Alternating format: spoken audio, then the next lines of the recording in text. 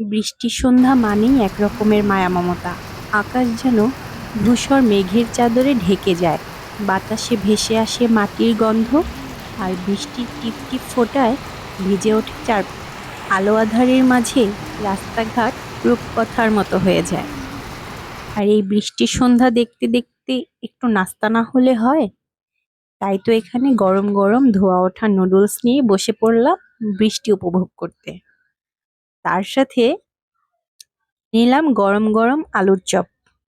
নাস্তা তো হলো, আড্ডাও হলো, কিন্তু এই নাস্তাটা অসম্পূর্ণ থেকে যায় যদি চা না খাই।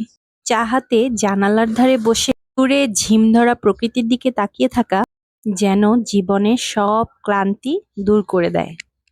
আলুর চপ খাওয়া শেষে তাই নিয়ে নিয়েছি চায়ের কাপ। চা শেষ করে ফেলেছি। আল্লাহ হাফেজ।